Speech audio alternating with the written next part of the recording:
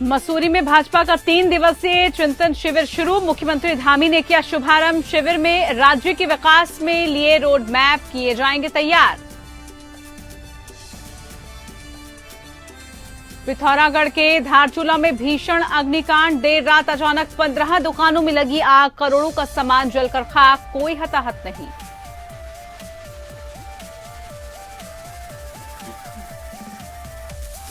द्वितीय केदार भगवान मधेश्वर की शीतकालीन पूजा आज से विधिवत शुरू। अब 6 महीने ओंकारेश्वर मंदिर ऊखीमठ में होंगे बाबा मधेश्वर के दर्शन।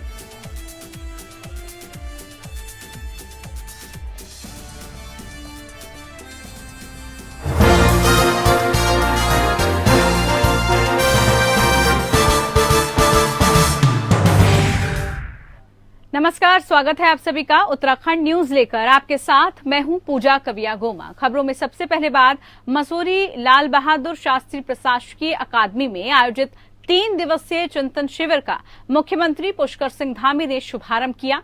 भारी सुरक्षा के बीच हेलीकॉप्टर से मसूरी के पोलो ग्राउंड पहुंचे, जहां पर जिलाधिकारी देहरादून ने मुख्यमंत्री का स्वागत किया। पोलो ग्राउंड में पत्रकारों से बातचीत करते हुए शिविर में उत्तराखंड के समस्त पहलुओं को ध्यान में रखते हुए आयोजित किया जा रहा है। शिविर के दौरान उत्तराखंड के विकास के लिए आने वाले 5 से 10 सालों को लेकर रोड मैप बनाया जाएगा। किस प्रकार से प्रदेश को आर्थिक रूप से मजबूत किया जा सके, जीडीपी में ग्रोथ हो और लोगों का जीवन स्तर को ऊपर उठाया जा सके, इन सभी को लेकर काम किया जाएगा।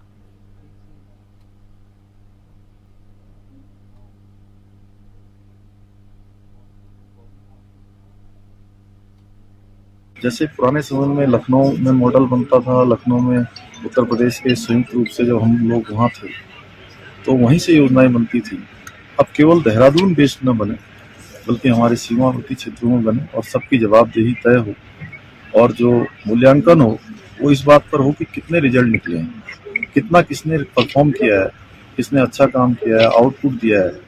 और सभी को चिंतन के साथ यहाँ चिंता भी करनी होगी कि राज्य हमारा देश के श्रेष्ठ राज्यों में बने, हमारा 2025 में हम अग्रणी राज्यों में शामिल हों।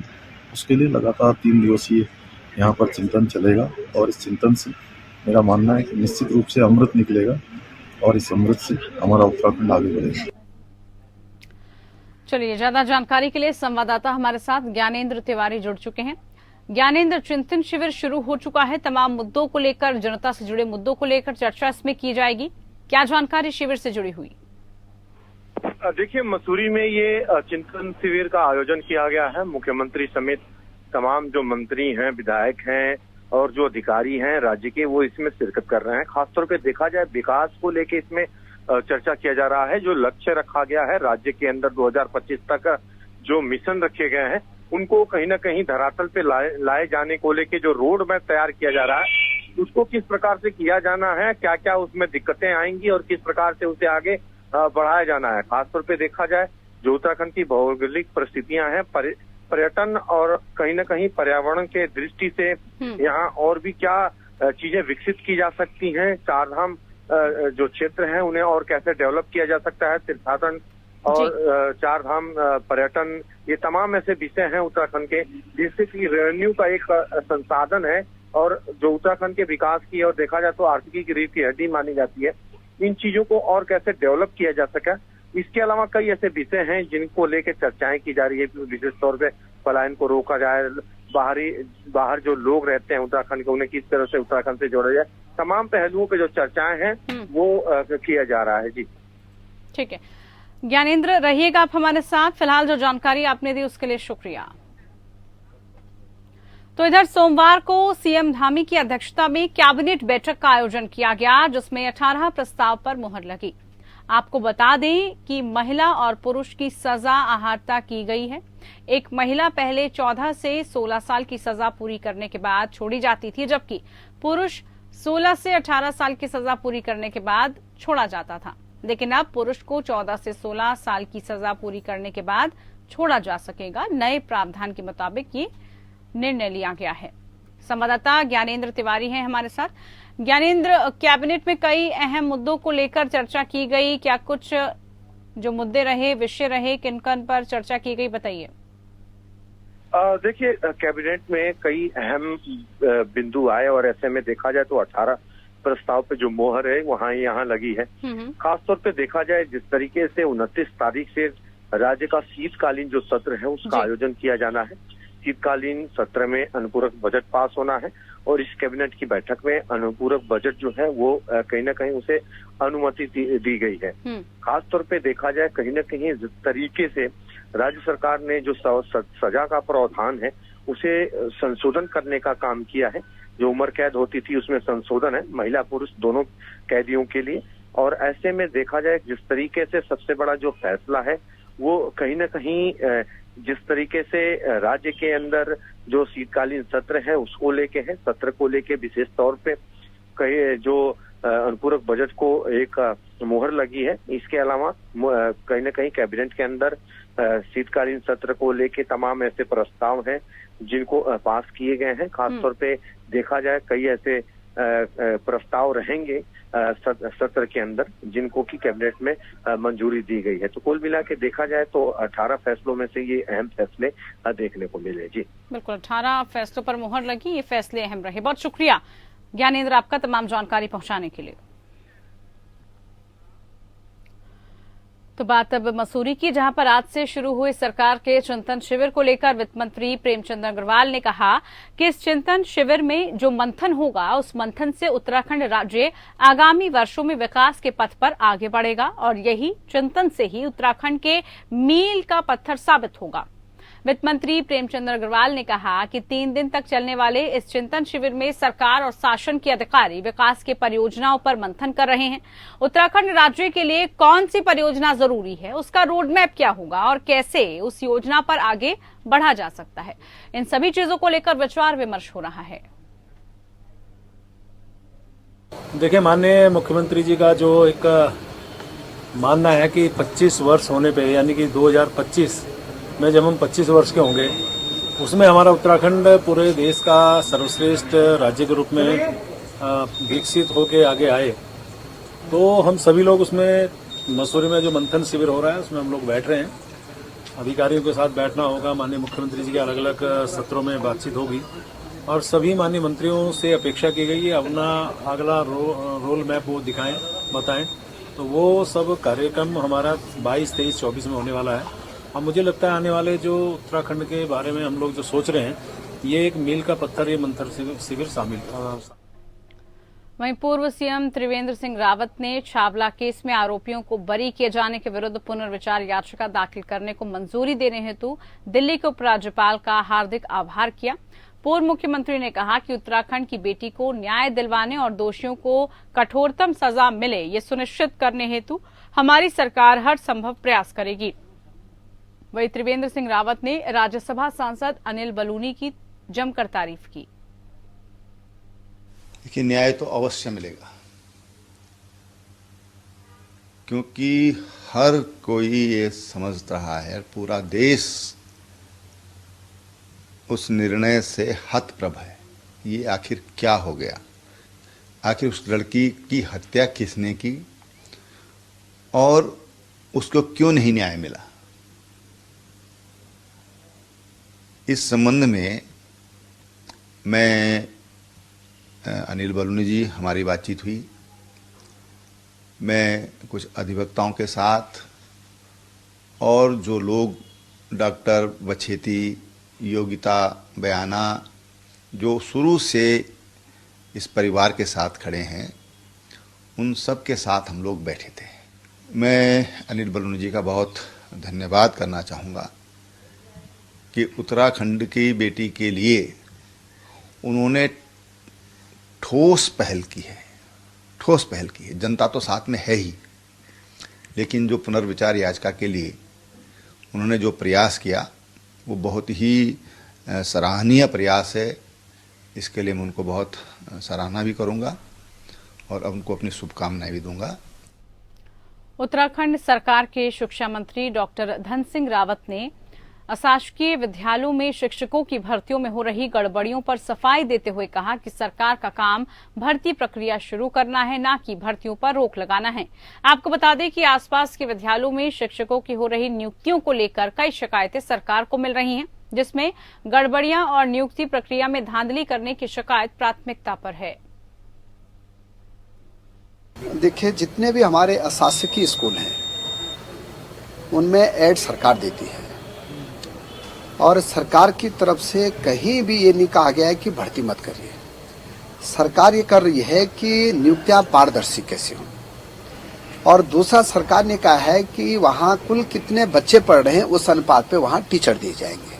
तो दोनों बातें हैं और मुझे लगता है कि जब ये दोनों चीजें हो जाएंगी तो रोक कहीं नहीं है, क्योंकि वो बच्चे हमारे हैं और हमको टीचर देना हमारा कर्तव्य है। लेकिन ये कई जगह देखने में आ रहा है कि कई लोग हमको शिकायत कर रहे हैं कि नियुक्तियों में गड़बड़ हो रही है। इसलिए सरकार ने ये कहा है कि भाई पारदर्शी नियुक्ति कैसे की जाए, इसके लिए उनको पूछा गया है और जैसे ये व्यवस्था बन जाती है फिर नियुक्तियां शुरू हो जाएगी। तो वहीं भाजपा ने कांग्रेस के सचिवालय कूच पर तीखा कटाक्ष करते हुए कहा कि कांग्रेस के टुकड़ों में चल रहे शो किसी जनहित के मुद्दे को लेकर नहीं, बल्कि खुद के वजूद को दिखाने और प्रतिस्पर्धा का खेल है। कांग्रेसी आजकल अजीब समस्या से जूझ रहे हैं। उन्हें अपना वजूद दिखाने के लिए सरकार की मुखालफत भी करनी है और इसी कारण जगह जगह उनके नेता अपने आलाकमान का ध्यान आकर्षित करने की कोशिश में जुटे रहते हैं। अलग अलग दुकानें सजाकर कांग्रेस नेता भ्रम जाल फैलाने की जुगत में रहते हैं, लेकिन किसी भी दुकान में सौदा नहीं है। अंकिता हत्याकांड हो या भर्ती प्रकरण या विधानसभा भर्ती मामला, धामी सरकार ने त्वरित कार्रवाई कर विपक्ष को चौंका दिया।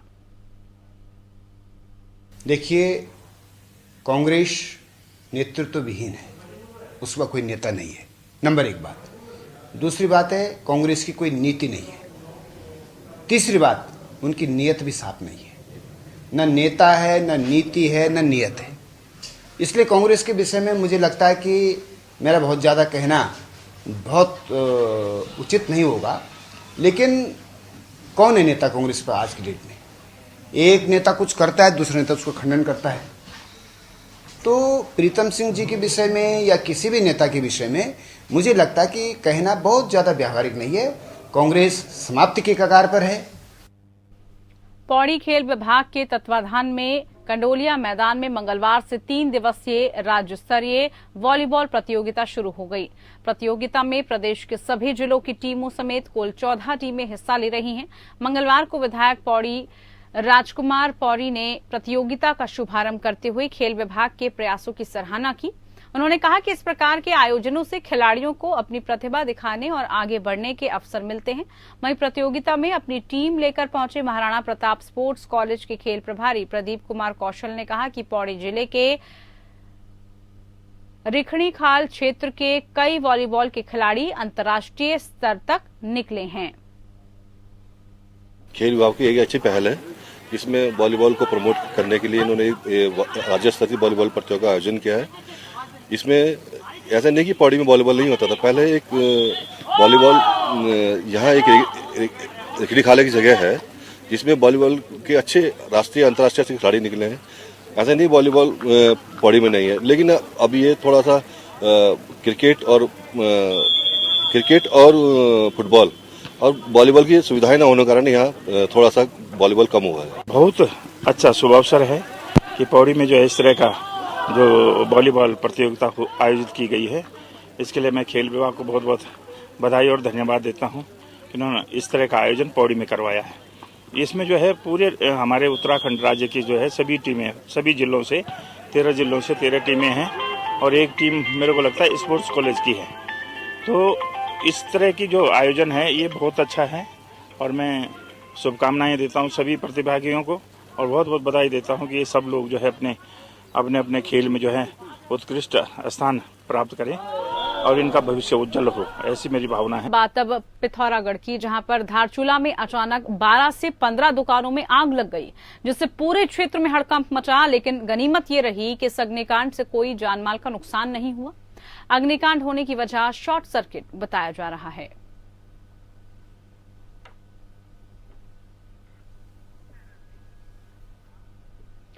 वहीं द्वितीय केदार भगवान मद महेश्वर की शीतकालीन पूजा ओंकारेश्वर मंदिर ओखीमठ में विधिवत शुरू हो गई। श्रद्धालु शीतकालीन 6 महीने ओंकारेश्वर मंदिर में भगवान मद महेश्वर के दर्शन करेंगे।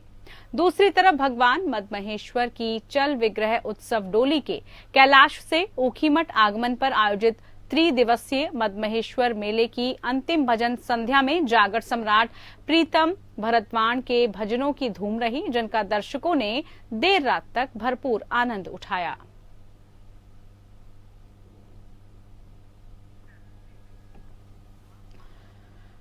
वहीं प्रधानमंत्री टीबी मुक्त भारत अभियान के तहत पूरे देश में टीबी की बीमारी को 2025 तक खत्म करने का अभियान चलाया जा रहा है। हरिद्वार में भारत सरकार की इस योजना को सफल बनाने के लिए श्री पंचायती निरंजनी अखाड़ा ने 100 टीबी के मरीजों को गोद लिया। पूरे 3 साल तक इनको पौष्टिक आहार देने की जिम्मेदारी अखाड़े ने उठाई है।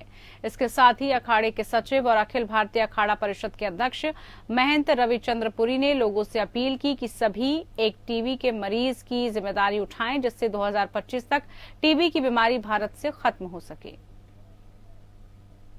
आपने देखा होगा कि और आपने टीवी में भी सुना होगा, और हमारा जो स्वास्थ्य विभाग है इनके जितने अधिकारी सभी हमारे पास आए थे, सीएमओ साहब हमारे, डॉक्टर साहब हमारे सभी आए थे, जिनका ये कहना है कि अभी जो है प्रधानमंत्री जी द्वारा जो है टीबी मुक्त भारत और हमें जो है टीबी मुक्त उत्तराखंड करना है। इसके लिए हमारा पूरा प्रयास है। जो भी टीबी पेशेंट हमारे पास अभी आए हुए करीबन 100 से ऊपर है, 100 की संख्या में है।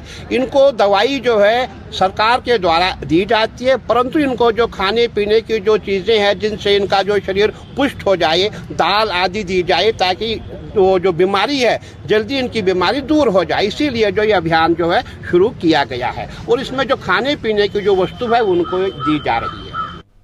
तो वहीं सीटीआर कार्यालय पर विभिन्न सामाजिक और राजनीतिक संगठनों के लोगों ने कॉर्बेट प्रशासन और वन विभाग के खिलाफ नारेबाजी और प्रदर्शन करते हुए सीटीआर निर्देशक को ज्ञापन सौंपा।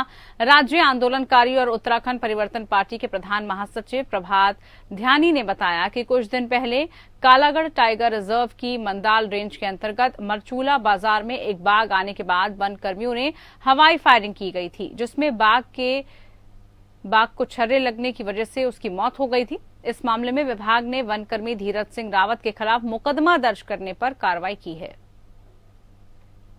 आज हम लोगों ने यहाँ विभिन्न राजनीतिक सामाजिक संगठनों से जुड़े लोगों ने एक ज्ञापन दिया है।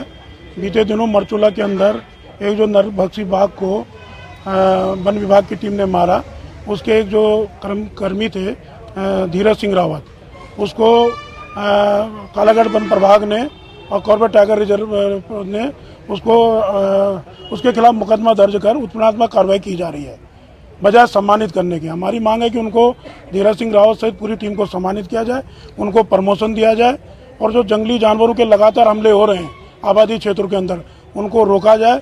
जो मुआवजा जो लोगों का फसलों का है, मवेशियों का है, वो दिया जाए। तो वहीं लोक सांस्कृतिक मेला पौराणिक देवभूमि सोसाइटी के तत्वाधान में रायवाला खेल मैदान में 3 दिवसीय मेले का आयोजन किया गया। महोत्सव में सुप्रसिद्ध लोक गायक माया उपाध्याय, पूनम सती, सौरभ मैठाणी अपनी टीम के साथ मेले की शोभा बढ़ाने के लिए पहुंचे। सांस्कृतिक मेले में आजीविका को लेकर क्षेत्रीय महिला सहायता समूह, अनेक प्रकार के घरेलू सामान, पहाड़ी व्यंजनों के स्टॉल, बच्चों के लिए झूले और अन्य प्रकार के आकर्षक करने वाली वस्तु की दुकानें लगाई जाएंगी, जो मेले की शोभा बढ़ाएंगी। यहाँ पर हम लोगों ने एक तो पहाड़ी कल्चर पूरा दिखाने की कोशिश कर रहे हैं, और पहाड़ी कल्चर में भी जो थड़िया, चखला, ये तमाम डांस जो होता है, जो हम लोग अपनी संस्कृति को भूल रहे हैं।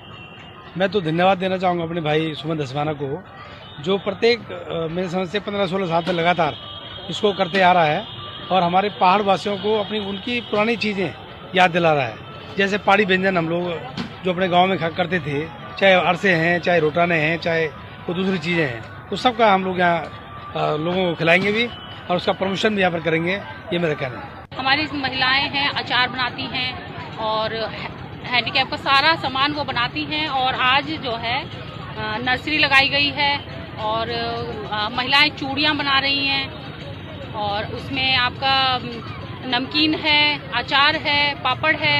आपके कितने स्टॉल लगाए गए हैं? हमारे स्टॉल यहाँ पर 15 स्टॉल लगाए गए हैं, और सभी अपने हाथों से उन्होंने निर्मित किया हुआ कार्य, मूर्ति भी बनाई गई हैं, काफ़ी अच्छी अच्छी मूर्तियाँ बनाई हैं महिला बहनों ने हमारी। यहाँ हर साल की बात है, आप हर बार लगाते हैं या फर्स्ट टाइम लगा रहे हैं यहाँ पर? हाँ जी, पहले भी लगाया था हम लोगों ने और ये हमारा दूसरा रहेगा, क्योंकि मेले में हम लोग ऐसे लगा रहे हैं, आत्मनिर्भर बन रहे हैं। जी, हर साल ये संस्कृति को संरक्षित करने के लिए हमारी संस्था और हमारे क्षेत्र वासी तमाम, हमारे ग्रामवासी सब मिलकर के इस आयोजन को, अपनी संस्कृति को संवर्धन करने के लिए ये कार्यक्रम आयोजित किए जाते हैं। सर, यहाँ पर स्वयं सहायता समूह की वजह से महिलाओं को भी आपके द्वारा आत्मनिर्भर बनाने के लिए स्टॉल दिए गए हैं, इस पर क्या कहना है आपको? जी, हमारा मुख्य उद्देश्य रहता है, क्योंकि यहाँ पर बहुत बार जो है बाहर से भी कई प्रकार के लोग यहाँ पर मेला लगाने आते हैं, लेकिन वो ट्रेड फेयर मेले होते हैं, अपनी एक उनका कमाने का जरिया है या समझ लो, या उनका व्यवसाय मान लो। लेकिन हमारा उद्देश्य रहता है, संस्था चाहती है कि हम जो है हमेशा अपने क्षेत्र की महिलाओं को आगे बढ़ाएं। तो वहीं उत्तराखंड सरकार के कृषि मंत्री गणेश जोशी ने सचिवालय में आज रेशम उद्यान और उद्योग विभाग की समीक्षा बैठक की। समीक्षा बैठक में विभाग के आला अधिकारी भी मौजूद रहे और कृषि मंत्री के द्वारा अधिकारियों को विभाग में चल रही परियोजनाओं को तय समय पर पूरा करने का निर्देश दिया गया। हमने जब से विभाग संभाला, मेरी कोशिश रहती है कि केंद्र से अधिक पैसा लाकर उसका क्रियान्वयन करें। हमने 100 कुछ करोड़ के प्रस्ताव हॉर्टिकल्चर के क्षेत्र में माननीय प्रधानमंत्री जी के माध्यम को भेजे थे और उसका पैसा स्वीकृत हो गया। और आज नीति आयोग के उपाध्यक्ष यहाँ पर आ रहे हैं, मुख्यमंत्री जी उस कार्यक्रम का शुभारंभ कर रहे हैं, हमारे सारे सेक्रेटरीज उसमें होंगे और 24 तारीख को सभी विभागीय मंत्रियों ने अपना विभाग का जो रोड मैप है, अपना प्रेजेंटेशन हमने वहां पर देना है और निश्चित ही इसका लाभ इस प्रदेश को मिलेगा और जिस आशा विश्वास के साथ इस राज्य का निर्माण हुआ है उस ध्येय को हम पूरा करेंगे, ये मैं कहना चाहता हूँ। चलिए, इसी के साथ उत्तराखंड न्यूज में फिलहाल के लिए इतना ही। नमस्कार।